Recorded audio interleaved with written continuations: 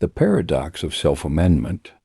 Imagine a legal system with a supreme rule, a foundational law that declares this rule can only be changed if a majority agrees. Sounds fair enough. But now suppose that very majority decides to amend the rule itself, making it easier to change laws in the future, say, by requiring only a simple vote or no vote at all. Here's where the paradox begins.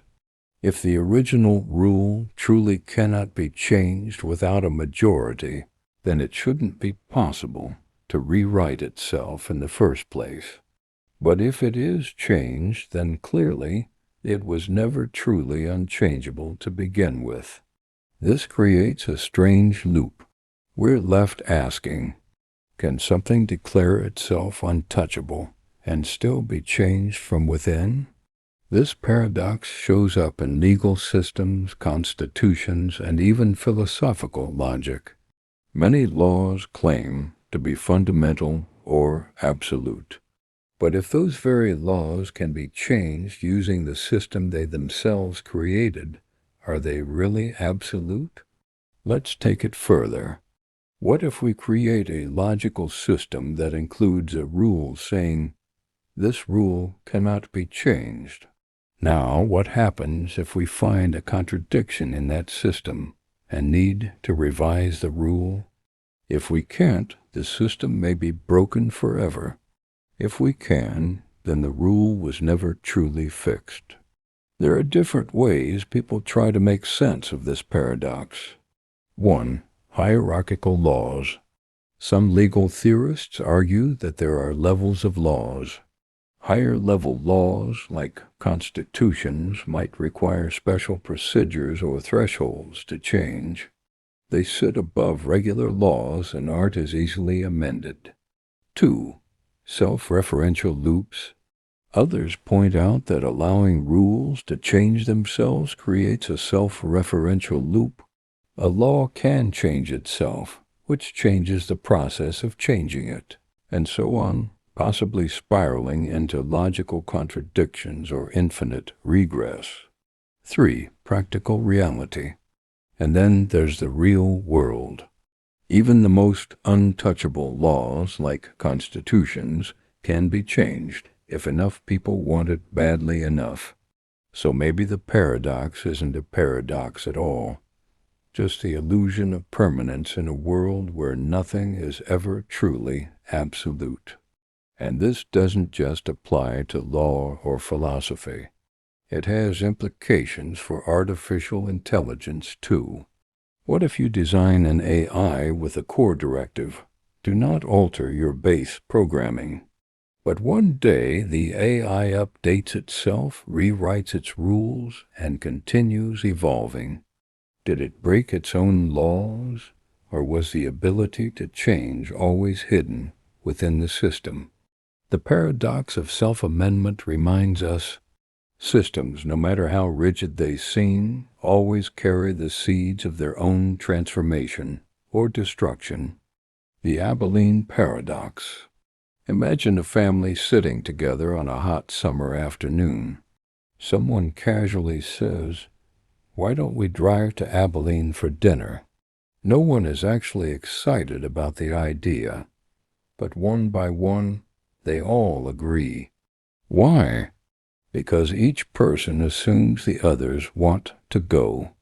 So they pile into the car, drive through the heat for hours, eat a mediocre meal, and come back home completely exhausted. Back at the house, someone finally says, "I didn't really want to go." Another chimes in, "Wait, I thought you wanted to go." One by one, they realize the truth. Nobody actually wanted to go to Abilene. They only went because they thought everyone else did.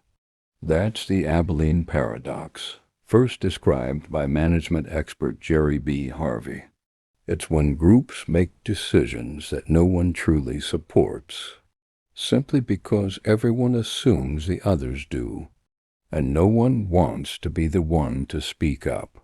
This paradox plays out everywhere. In business meetings where a bad idea moves forward because nobody wants to seem difficult. In social circles where people agree to awkward plans just to avoid tension. Even in politics where policies get pushed through because everyone thinks they're widely supported when they're not. But why does this happen? 1. Fear of conflict. People stay silent to avoid confrontation. 2. False assumptions. Everyone believes others are on board. 3. Desire to fit in. No one wants to be the odd one out. The fix? Open, honest communication. If just one person in that car had said, "I don't really feel like going," the whole trip could have been avoided. The Abilene Paradox is a reminder that silence isn't always agreement. Sometimes speaking up saves everyone a lot of time and a long, hot drive to nowhere. The paradox of tolerance. Imagine a society that prides itself on free speech and open-mindedness, a place where every viewpoint is allowed, even the ones it disagrees with. Now, picture an intolerant group rising within that very society. They begin spreading ideas that reject tolerance itself, calling for the oppression, exclusion, or even elimination of others. And here lies the paradox. If the tolerant society allows this group to speak freely and grow, they may eventually gain enough power to destroy the very tolerance that allowed them to exist. But if the society chooses to silence or suppress them, isn't it abandoning the core value it set out to protect? Should a tolerant society tolerate intolerance? This question was first raised by philosopher Karl Popper in 1945. He warned that unlimited tolerance can lead to the end of tolerance.